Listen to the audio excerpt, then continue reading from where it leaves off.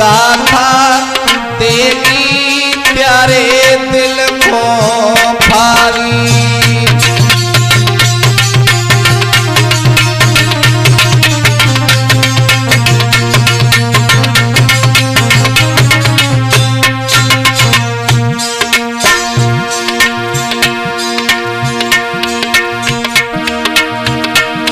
अरे पत्थर धर के सीना पे भैया सीना पे, अरे घटना सत्य सुनो नर नारी।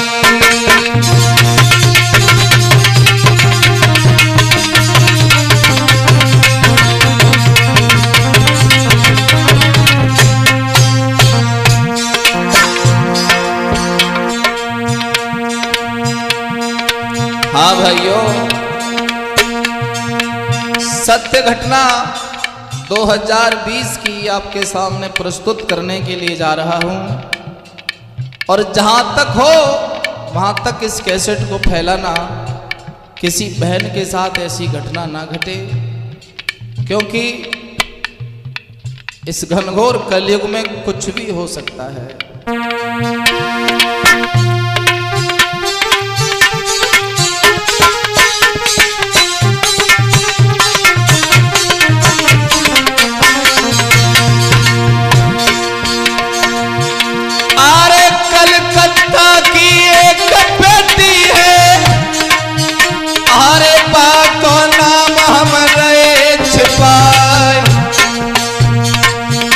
अरे भारी पाप में भारत में आगे भारत रहे सुनाई।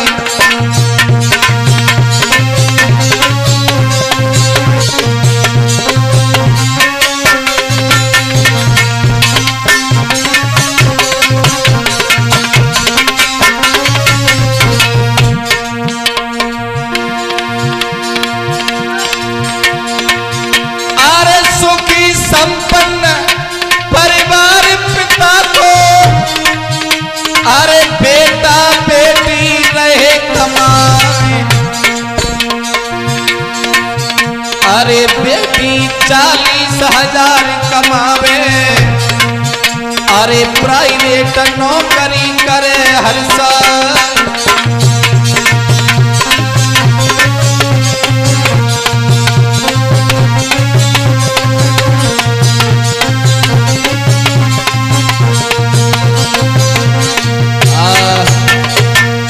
हाँ साथियों, एक बहुत ही विलक्षण कहानी जो सत्य घटना पर आधारित है, मैंने बहन का नाम छुपाया है।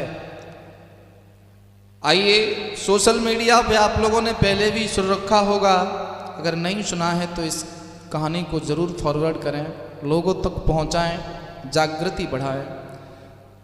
कोलकाता शहर में एक बेटी 40,000 की नौकरी करती थी प्राइवेट कंपनी में, रविंद्र जी।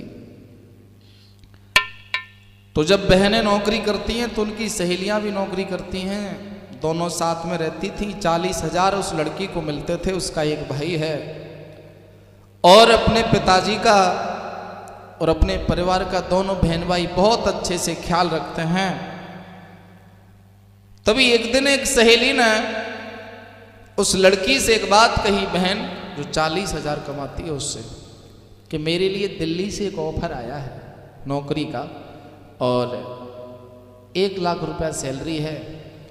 तो जिंदगी में पैसा और सम्मान किसी को बुरा नहीं लगता है। तो वो लड़की बोली कि तुम जा क्यों नहीं रही हैं?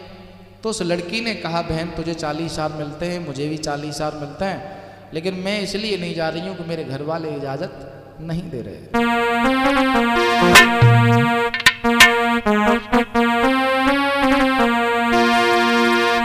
अरे सुन मेरी बहना, दिल्ली से आयो है बुलवा। सुन मेरी बहना, दिल्ली से आयो है बुलवा।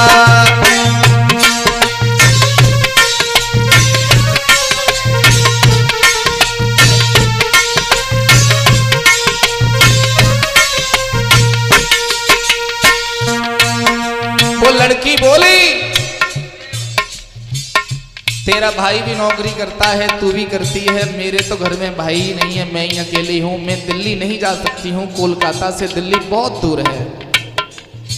बोली बहना सुनो, 1 लाख की जॉब कोयो फरी आयो प्राण प्यारी।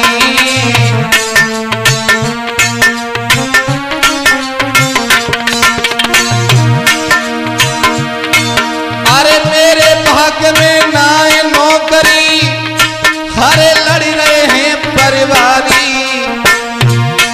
तुम जइयो बहना दिल्ली से आयो है बुलौआ, तुम जइयो री बहना।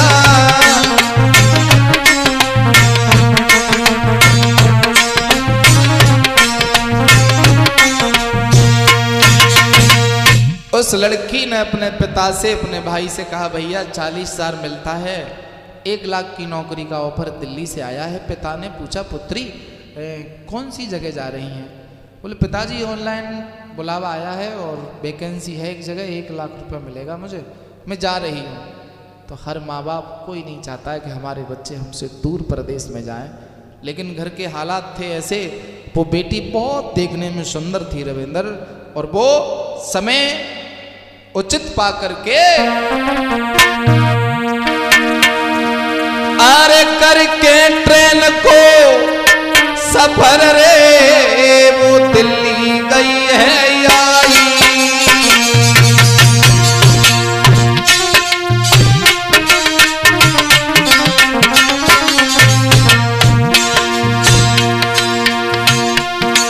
हर करके ट्रेन को सफर रे वो दिल्ली गई है आई।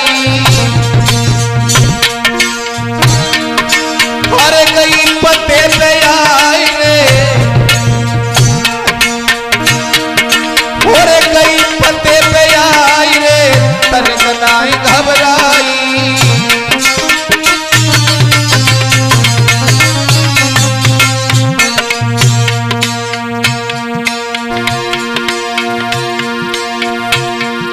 महाराज इंटरव्यू को हरे लाइन में लगी गई है। अरे एक टोकराने चाय बहन को चाय पिलाए गई है।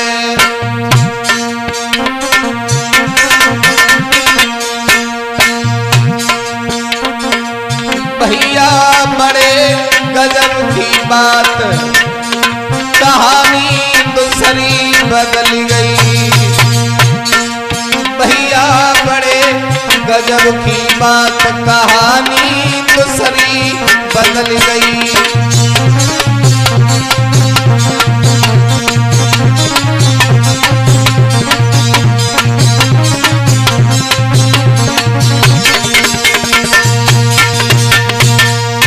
लड़की सही पते पर पहुंची है।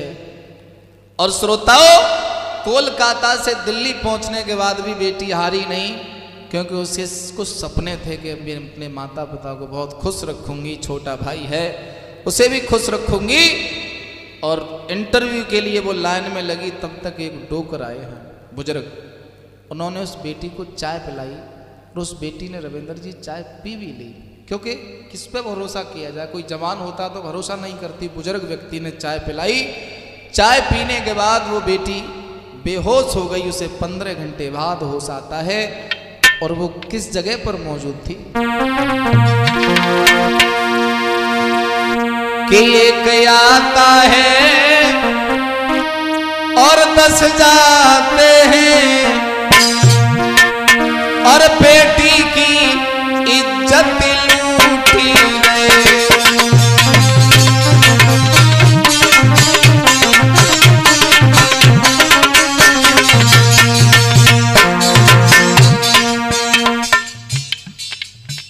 हम शास्त्री हैं, जनता हमें सपोर्ट करती है, धन देती है, सम्मान देती है, अधिकार बनता है हमारा कि समाज तक सच्चाई पहुंचाने का। वो लड़की को उस गिरोह ने जीवी रोड वैश्यालय दिल्ली में बेच दिया, एक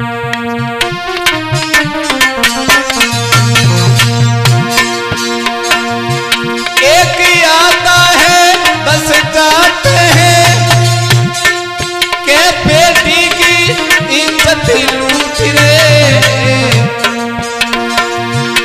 बेटी पैस्याल में लेटी है, बेटी के पसीना छूट रे।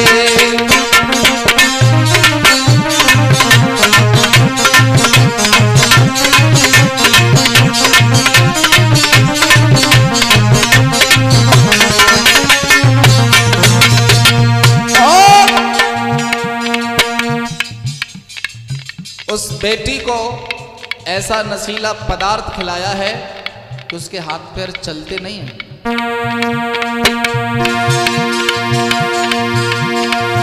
हर जीवी रोड दिल्ली का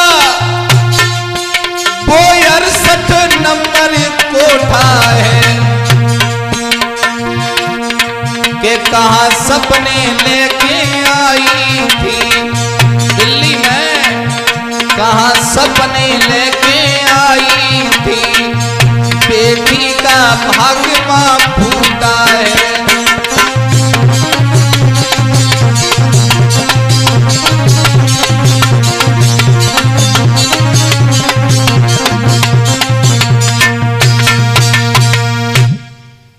एक महीना जब गुजर गया, घर वालों से कोई संपर्क नहीं है, बेटी बहुत पढ़ी लिखी थी, लोग उसे भेड़ियों की तरह नोचते हैं, और लड़की को जब ये मालूम पड़ गया कि यहाँ से अब जिंदगी में मैं निकल नहीं सकती हूँ, तो जो भी वहाँ ग्राहक आते हैं, वहाँ बेस्याँ रहती हैं रविंद्र, जीवी रोड दिल्ली में। एक ग्राहक के पैर पूजे हैं उस लड़की ने, एक बात कही, महाराज आप जैसे खुश होना चाहो मुझसे हो जाइए, लेकिन एक मेरी मदद कर दीजिए। वो क्या? कि आप इस नंबर पर मेरे घर फोन कर देना, कोई ना कोई मुझे लेने जरूर आएगा।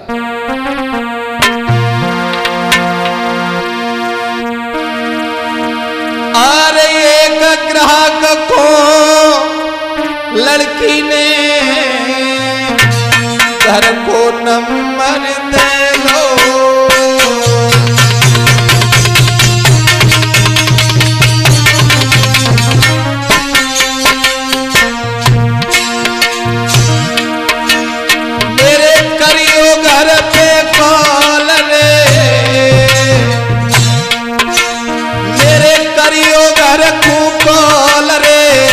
बाबू पाओ पकड़ लो।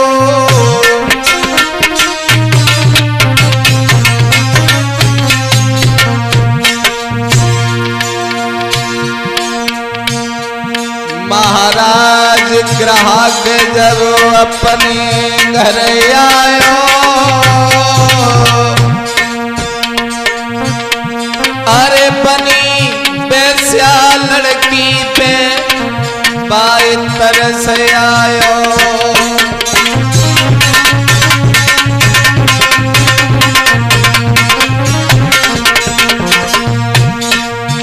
भैया उस ग्राहक ने लड़की के भाई पर फोन किया, एक बात कही, भैया ये मायने नहीं रखता है कि मैं कौन हूं, सिर्फ मैं आपको फोन करके सच्चाई बता रहा हूं। आपकी बहन जीवी रोड वैश्यालय में कोठा नंबर 68 में रहती है, बहुत रोती है, तुम्हें बहुत मिस करती है।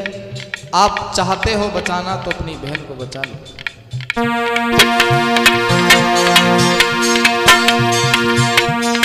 भैया कोठा नंबर 68, अरे भैया तू बता लो है, भैया कोठा नंबर 68, अरे भैया को बता दो है।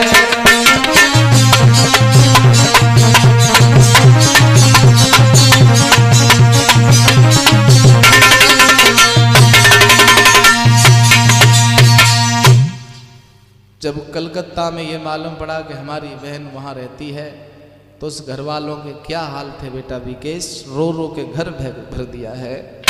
आज वो भाई भगवान से प्रार्थना करके जब चला है, तो उसी नंबर पर फोन किया जिस ग्राहक ने फोन किया था। एक बात की भैया, हम कोलकाता के हैं, तो उस ग्राहक ने भी कहा भैया मैं भी कोलकाता का हूँ, मैं तुम्हारी इतनी ही हेल्प कर सकता हूँ, आप मुझसे मिल लो, फिर मैं आपको वहाँ की सारी सिचुएशन बता सकता हूँ।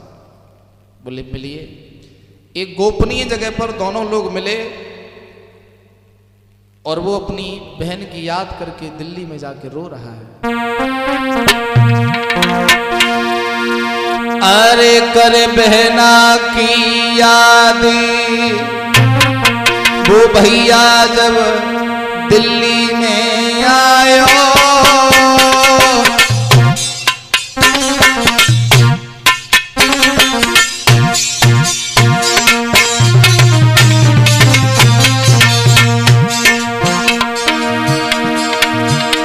अरे कर बहना की याद वो भैया जब दिल्ली आयो, के मेरी बहना सीता जैसी किनने बागों फसवायो।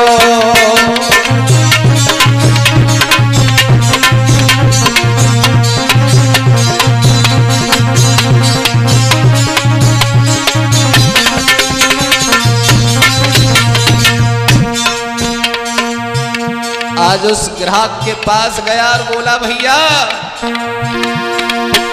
अरे करो ग्राहक पे फोन के भैया मुझसे मिल लियो, अरे कैसे छूटेगी बहन मेरी भैया राह बताए दियो।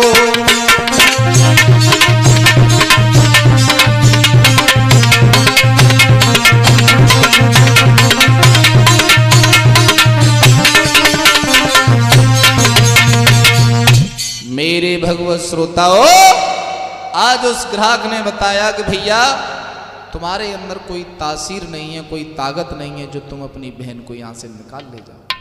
बस इतना कर सकते हो कि आप दर्शन कर लो अपनी बहन के। बोले कोई उपाय है ही नहीं?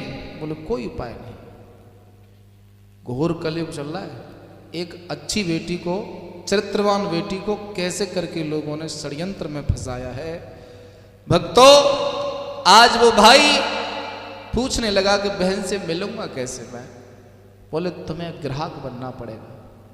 वहाँ लोग अपनी जवानी की हवस में डाले जाते हैं, तुम भी जाओ और लड़कियां दिखाई जाती हैं, लड़कियों को फेल करते रहना जब तक तुम्हारी बहन तुम्हें दिखाई न जाए।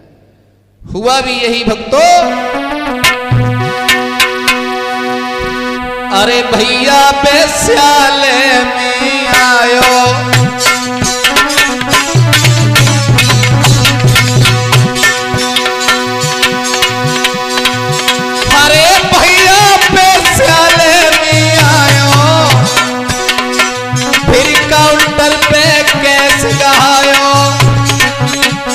सब लड़किन को रूप दिखायो, अरे नाई पसंद कोई चेहरा आयो।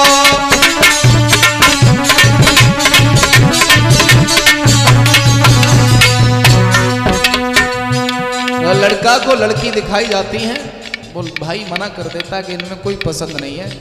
तभी एक मोटी सी औरत ने कहा कि बंगालिन को बुलाओ, बड़ी सुंदर है। और जैसे ही बंगालिन आई,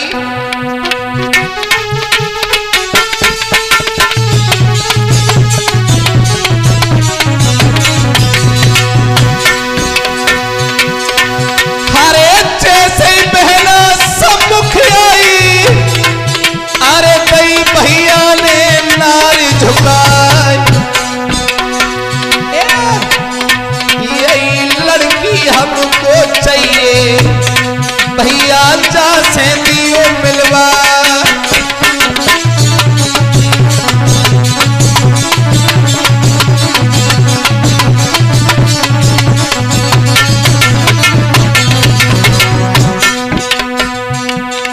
जैसे ही बहन को देखा, बहन ने भाई को देखा, लेकिन बहन पढ़ी लिखी है, चुप हो गई।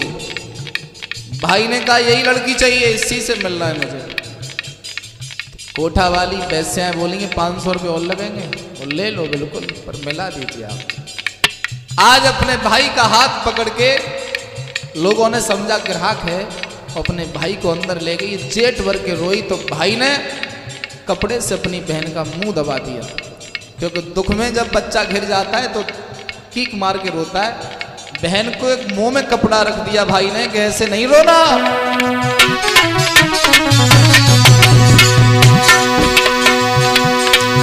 अरे चेट भर के भैया रोई रो, अरे अपनी छोरी रहो तिड़कार। अरे कैसे चीनी का पे फंस गई, वो अपने कई बता।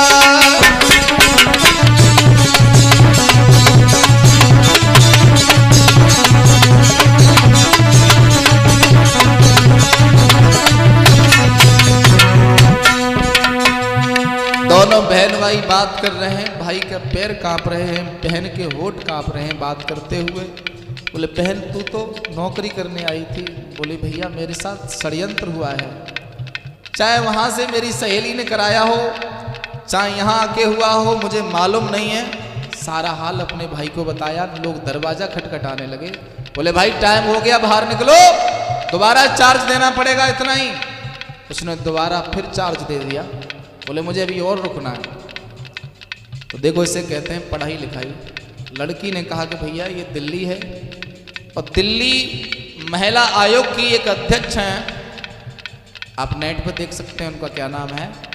उनके पास जाना, वो ही मुझे छुड़वा सकती हैं। दुनिया में कोई ताकत ऐसी नहीं है जो यहाँ से मुझे निकलवा ले, क्योंकि यहाँ के लोग इतने बड़े पावरफुल हैं कि लोगों में बहुत मार लगाते हैं। भाई ने पूछा बहन तुम्हें भी मारा है?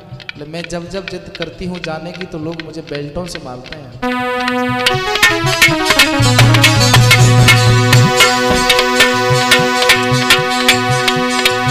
अरे दर दर दर दर भैया भटके, अरे दिल्ली में रोज गवा, अरे महिला आयोग की अध्यक्ष से अरे भैया मिल गो पैर पखार।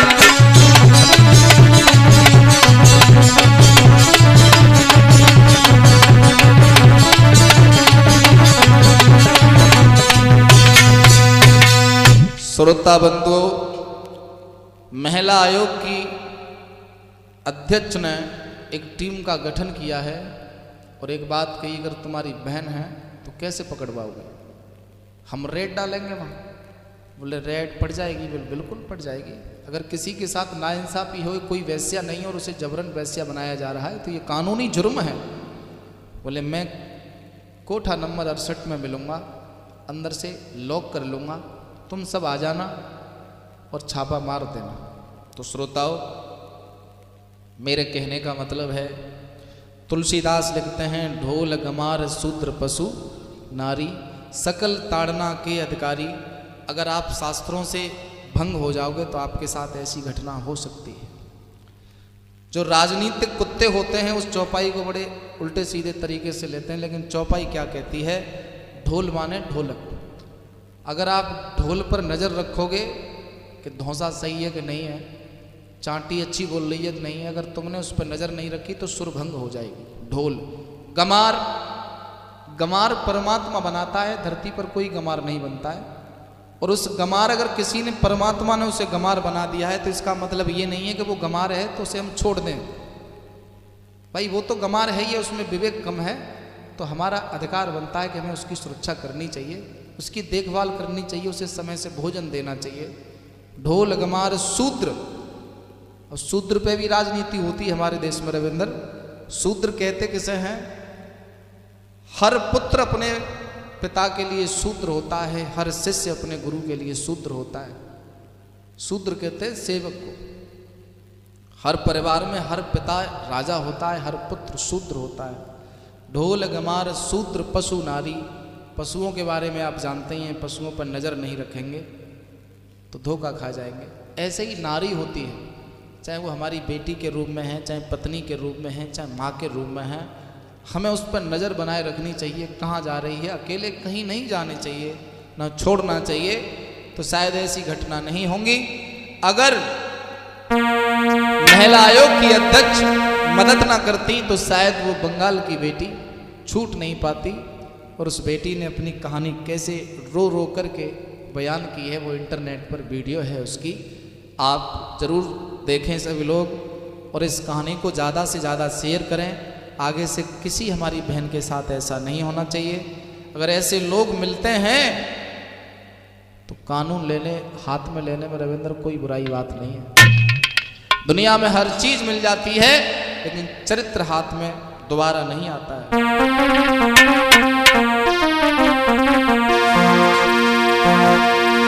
अरे बहुत बुरे आसार बनते जा रहे, अरे नेता सब खूंखार बनते जा रहे।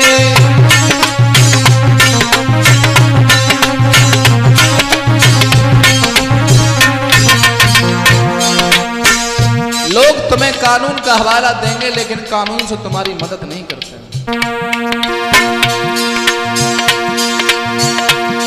अरे कहाँ गया वो प्यार मेरे देश का,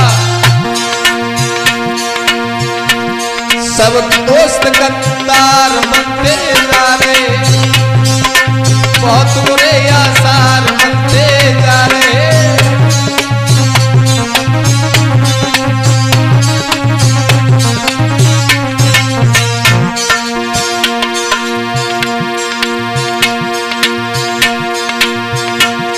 अब कोई किसी को प्यारा नहीं, क्यों? अब रात दिन हथियार बनते जा रहे, बहुत बुरे आसार बनते जा रहे। अब नेता ये खूंखार बनते जा रहे।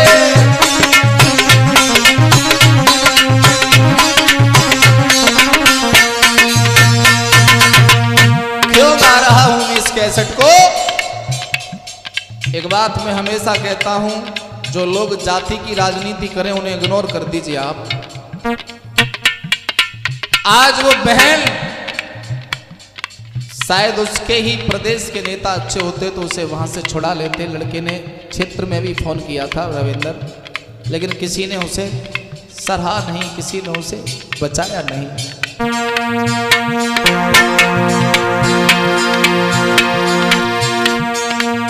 अरे कई हिंदू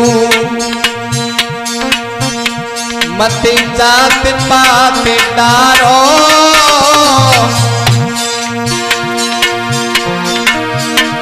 अरे सत्य सनातन धर्म तुम्हारो, अरे सदियन से बाढ़ो।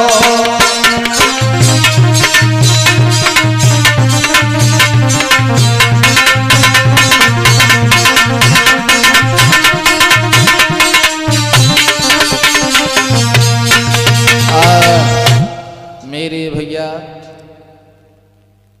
जहाँ तक मेरे पास ये कहानी आई मैंने आपके सामने पेश की है।